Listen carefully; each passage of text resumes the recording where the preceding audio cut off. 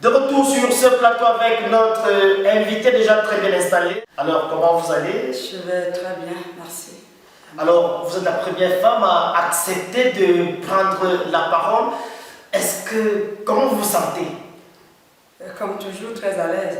Je n'ai pas de commentaires à faire là-dessus puisque je suis habituée. Ce n'est pas la première fois, peut-être dans votre chaîne, mais pas ailleurs. D'accord. Le thème, le voici. La pastorale au sanctuaire des territoires. Thème, la religion occidentale comme source de malheur pour l'homme africain. Alors, apôtre, est-ce que la religion occidentale peut être considérée comme une source de malheur pour l'Africain? Oui, M. Bessala, on ne saurait commencer sans expliquer ce que c'est la religion.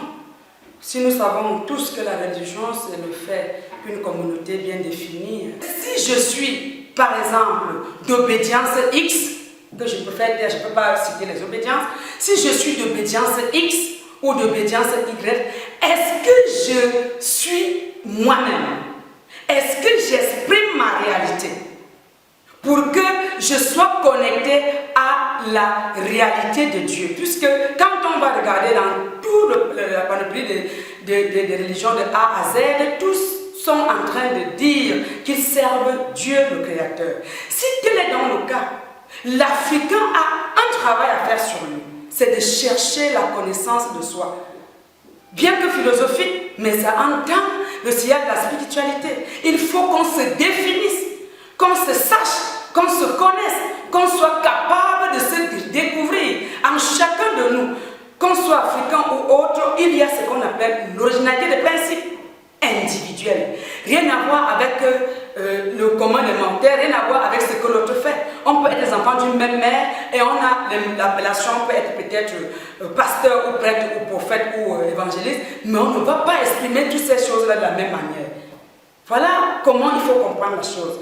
Est-ce que ce n'est pas le moment, au XXIe siècle, où l'Africain doit sortir de son sommeil pour ne pas être copiste, mais plutôt s'exprimer à partir du verbe? Si on parle de la religion aujourd'hui, voyons la religion dans le verbe. Qu'est-ce que le verbe? Pourquoi nous ne parlons plus? Pourquoi le verbe n'a plus sa place? Pourquoi l'Africain pense que c'est ce que l'autre a qui est meilleur que ce que lui il a en lui? Et pourtant, tout le monde est appelé à se déployer. Ne refusons pas. Si on regarde dans la société, toutes les matières, tous les postes que nous occupons, chacun se déploie selon sa sensibilité. Alors, à vous entendre parler, on a comme impression que l'Africain, l'homme noir, a plus à faire. C'est comme s'il avait abandonné sa propre coutume. Moi, je voudrais donc vous poser la question.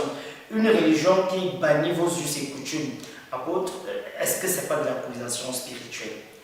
Oui, monsieur Bessala, c'est la question qui est sur le tapis. Nous avons des dons en nous. Nous avons des traditions. Ce n'est pas seulement au niveau de la religion. Mesdames, messieurs, on vous retrouve juste après ceci. Sinulab. Le Sinulab, ce n'est seulement pas le nom qui change, mais aussi l'offre et la qualité des formations aux métiers adaptés aux réalités du marché de l'emploi national et international. En plus des formations en BTS, HND, licence professionnelle et master dans les filières commerce et management, droit, technologie et ingénierie, et puis santé sous la tutelle académique de l'Université de Douala. Le Sinulab, avec l'appui de ses partenaires comme Excella La Rochelle et Noema Business School en France, ouvre par voie de concours pour l'année académique 2024-2025 un cycle d'ingénieurs de l'École supérieure de la logistique du transport et de l'économie de l'Université de Boulogne, délocalisée à Douala-Yassa. La formation est en continu pour une durée de 5 ans à partir du baccalauréat. Date limite de dépôt des dossiers le 26 septembre et la date du concours le 28 septembre 2024. Pour toute information complémentaire, rendez-vous au campus de Yassa à 100 mètres de la route de la Léproserie ou à Aqua en face du centre des impôts, sans oublier Libé, face à la Sonara. Le Sinulab, une formation, un métier. Voilà la méthode que nous avons choisie pour faire honneur à Dieu le Créateur. C'est la même chose que faisaient nos ancêtres. Ça veut dire qu'à ce moment-là, n'ayant pas encore le développement comme aujourd'hui, il y avait l'arbre qui était l'arbre à pala, par exemple, du côté de Petit. Du côté de l'Ouest, on parlait du bosquet sacré. Aujourd'hui, si on perçoit ça comme de l'idolâtrie, c'est juste parce que nous avons perdu notre essence originelle. Comment taxer ce que tes ancêtres qui t'ont laissé faisaient de d'animisme, de païanisme, je ne sais pas qu'est-ce que j'essaie d'athée. Et c'est tout simplement parce qu'on a perdu le repère. Ce comprendre ici. Au lieu de jeter des pierres sur les autres, il faut qu'on comprenne que nous avons perdu nos repères. Quand un arbre perd ses racines. Alors, l'idolâtrie, le culte des statues, là, que dites-vous? Quelqu'un prend du ciment, il finit de le sculpter ou le bois est fait, et on dit que voilà la Vierge Marie. Et les gens partent s'agenouiller là-bas pour dire qu'on prie Marie. Vous êtes d'accord avec? Monsieur Saga, on ne va pas refuser. Si les gens l'ont fait, c'est par rapport à une civilisation antique. Et au jour d'aujourd'hui, donc, la question est à se poser. De quelle Vierge Marie s'agit-il? Est-ce que c'est Vierge Marie au sens des humains ou Vierge Marie au sens du Créateur? Si c'est la Vierge Marie au sens du Créateur, rien à voir avec les images. Si c'est la Vierge Marie au sens des humains, c'est à ce moment-là qu'on va peut-être personnifier l'image sous prétexte qu'on est en train de parler à la divinité de la Vierge Marie. Ce qui n'est même pas jusqu'ici un problème. Le véritable problème, c'est de savoir est-ce que je suis connecté à la réalité manifeste de la Vierge Marie. On va un peu aller du côté de Luc, où l'histoire nous est racontée, Luc 1. Et ce qui est intéressant dans l'histoire de la Vierge Marie, c'est la connexion, l'instant entre la Vierge Marie et Élisabeth. Qu'est-ce qui s'est passé? C'est la descente du Saint-Esprit qui s'est exprimée à la Vierge Marie et Élisabeth. Il y a eu ce qu'on appelle synergie d'énergie. Donc c'est dans ce sens-là que même si on prendrait n'importe quelle image comme une photo de son père, de son grand-père, qu'on mettrait quelque part, si on n'a pas la matrice, c'est-à-dire le souffle, la lumière, l'originalité de principe de ce qu'était le papa, ce qu'était l'ancêtre, ce qu'était l'aïeul, ce qu'était la grand-mère ou que sais-je encore. Alors, peut-être qu'on était sur la question de l'idolâtrie. Moi, je voudrais savoir, dans la Bible, c'est écrit noir sur blanc, Dieu, il ne faut pas le représenter. On ne peut pas représenter Dieu parce qu'on n'a jamais vu, on ne peut pas représenter la Vierge Marie, même si les recherches, les scientifiques vont nous démontrer comment est-ce que Marie, à qui Marie pourrait ressembler d'ailleurs, que la Vierge Marie, je préfère citer le nom, j'ai quand même la possibilité de le faire, elle est toujours jeune vierge, elle ne vieillit jamais. Oui, monsieur Saga. La compréhension est autre chose. Parce que si nous nous attardons sur le paraître, on va écorcher et on va frustrer. Nous ne sommes pas à l'ère de la frustration, nous sommes à l'ère où la connaissance est révolutionnaire. Et nous sommes à l'ère où on ne s'attardait sur des choses inutiles, on doit chercher l'utile en chaque chose. Si nous sommes nés et trouvé une chose, qu'on trouve la sagesse que conserve ce que nous avons trouvé. On a trouvé les représentations, tout comme les photos. Tout comme on sculptait le bois avant, on donnait la forme d'un être humain. On a trouvé tout ceci. Est-ce que parce qu'on a trouvé qu'automatiquement ceux qui utilisaient, nous faisons pareil avec eux? Non. C'est différent. Parce que prendre la photo de son père et accrocher à la maison, prendre la photo de sa mère, c'est tout à fait normal. Est-ce que le problème c'est au niveau de est-ce que je suis connecté à la réalité de Dieu? Est-ce que je suis connecté à la flamme qui incarnait celui-là en qui j'ai tout honneur et tout Seigneur? Ce n'est pas en disant, peut-être que vous attendez à ce que je dise que non, c'est l'idolâtrie, le fait qu'on taille les images, non. C'est pas important. Je vais m'expliquer. Lorsqu'on est connecté à la réalité de Dieu, ce qui importe à Dieu, c'est l'homme. L'homme dans son originalité de principe, je suis en train de le dire, c'est-à-dire l'homme en tant que grand H, quand on dit homme, femme comme homme. Maintenant, si au jour d'aujourd'hui, nous sommes versés sur des critiques non constructives, c'est tout simplement parce que nous avons perdu notre essence. Et quand on a son essence, on peut voir l'enfant en train de jouer à la cour. Est-ce qu'on va dire à l'enfant, pourquoi tu joues? C'est lorsqu'il tombe, qu'il se blesse, qu'on lui dit, voilà, il fallait jouer moins pour que tu ne te blesses pas. On n'est pas là pour dire, non, c'est ici que c'est bien, non, là-bas, c'est pas bien, ça ne sera plus Dieu. Dieu nous aime, même dans notre ignorance. Mais il ne faut pas dormir dans l'ignorance. Il faut chercher Dieu en nous. Dieu, c'est l'homme. L'ennemi, c'est l'homme. Dieu vient en l'homme. Satan vient en l'homme. C'est l'homme qui doit tuer l'un d'entre les deux. J'apprécie votre sagesse et prophétesse, la façon dont vous avez contourné pour apporter d'éléments de réponse. Vous êtes, si on vous comprend bien, vous n'êtes pas pour l'idolâtrie, vous n'êtes pas contre l'idolâtrie, c'est sage de dire ainsi. Mais quand on voit les photos de Jésus, avec la représentation de Jésus, il y a un célèbre artiste britannique qui dit que ça ce sont ses photos, mais aujourd'hui, personne jusque-là n'arrive à accepter que ce sont ses photos. Quelqu'un qui a existé 2000 ans avant vous, comment vous pouvez le représenter si vous ne l'avez jamais vu? Et encore plus, on dit c'est un Israélite, c'est un Juif, nous sommes Camerounais, nous sommes au Cameroun. Comment on fait pour avoir les photos de Jésus alors qu'il n'est pas de notre famille? Dire que on ne doit pas représenter une photo, mais si quelqu'un l'a fait et qu'on est né, on a trouvé cela, on peut banaliser, on passe à autre chose. Nous sommes au 21e siècle, on n'est plus là au niveau de l'image, nous connaissons déjà la réponse. Tout le monde lit la Bible, la parole, c'est déjà répandu dans tout le monde entier. Merci, amis téléspectateurs. Alors, peut-être vous aviez la parole sur la présentation de la photo de Jésus-Christ de Robert Powell qui dit que c'est lui, mais on continue toujours à voir ces photos dans nos églises. Oui, ce n'est pas les photos le problème. Ce n'est pas la photo qui va nous donner quoi que ce soit. La photo ne donne rien à l'être humain. C'est l'être humain qui est égaré. Il est perdu. Il n'a plus de repère. Il ne sait plus exactement qui il est. Il ne sait plus exactement qu'est-ce qu'il doit faire. Et c'est pour cette raison-là qu'au lieu de piocher dans le champ de la sagesse, il pioche dans le champ de l'inutilité qui l'enfonce au fur et à mesure.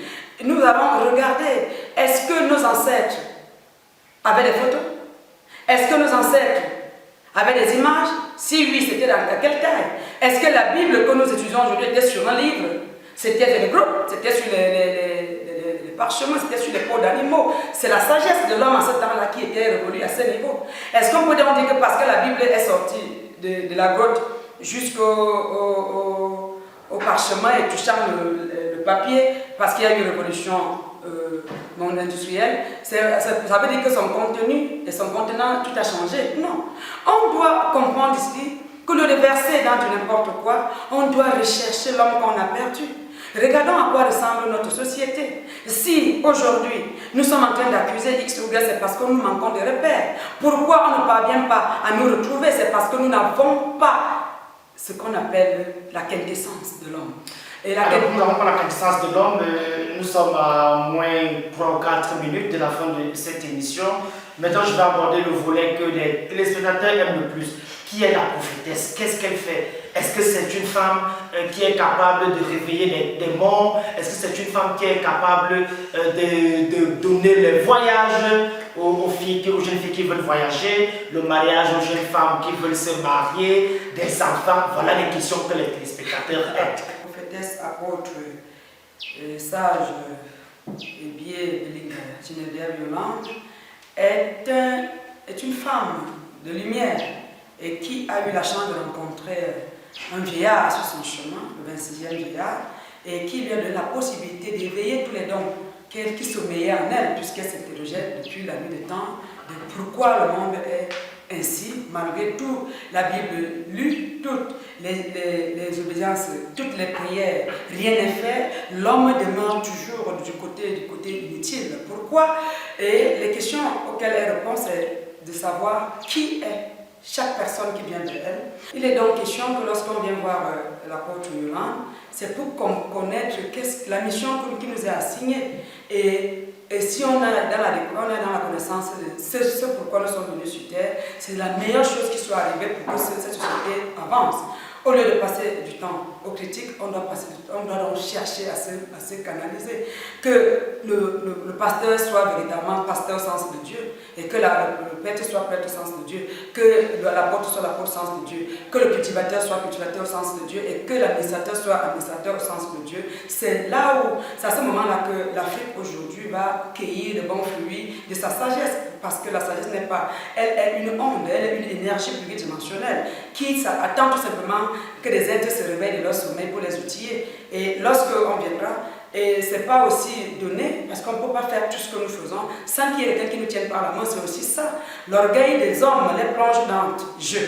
Et avec le jeu, on ne peut rien faire. Il faut qu'on apprenne à comprendre qu'on doit avoir un guide qui nous tienne par la main. Même si on atteint quel cap dans la société, on doit avoir le sage à côté de soi pour t'apporter les éclairages là où tu as les zones d'ombre. C'est à ce moment-là qu'on va prospérer, c'est à ce moment-là que notre pays va devenir ce que nous voulons qu'il soit. Et on ne peut pas vivre dans un contexte comme celui-ci et penser que la manière de faire des autres, c'est ça qui nous tue. Non, c'est notre manière de comprendre, notre entendement. La preuve en est que la Bible, elle est lue. Qui comprend? Puisque le Christ est clair dans ses propos, mais personne ne comprend ce qui signifie. On va prendre l'exemple de ce qui définit l'homme aujourd'hui. Tu es pierre, sur cette pierre, je bâtirai mon église. Si Jésus-Christ a dit cela à Pierre, la pierre ici, ce qui est difficile. Il faut briser le mauvais joug qui nous anime, les sales attitudes qui nous animent pour devenir des hommes intègres, des hommes loyaux, des hommes humbles, des hommes neutres et naturels. Et pour vivre dans la complémentarité, il n'y aura plus de problème, monsieur le Sarah. Alors, prière pour clôturer. Oh oui, on va se disposer. Que la lumière soit et la lumière fut. Et la lumière, lui, dans les ténèbres. Et que l'écho du 26e vieillard céleste qui se manifeste à cet endroit touche tout le Cameroun entier et pourquoi pas toute l'Afrique et le monde entier pour que l'homme soit et demeure selon ce que Dieu a destiné de lui et que l'homme regarde à Dieu et attende l'instant avec Dieu. Merci Père parce que tu as permis qu'ici et maintenant, tous ceux qui seront à l'écoute soient impactés d'une manière particulière pour sortir de la tri absolue, du pouvoir de la pensée ou du pouvoir de ce que nous sommes. Et pour entrer dans le sillage de l'humilité absolue au sens de ta vertu originelle. Tu es humble et tu nous donnes la possibilité d'entendre l'humilité et que le Cameroun soit béni éternellement. Merci et Amen. Amen, merci prophétesse Yolande et Biebelinga. Amis téléspectateurs, prenons rendez-vous très prochainement pour un autre sujet. C'était son baptême de feu. Vous pouvez vous rendre compte qu'elle m'a peut-être damé le pion parce qu'à un moment je me taisais et je l'écoutais parler avec beaucoup d'admiration. Je pense que la prochaine fois sera la bonne. D'ici là, portez-vous bien.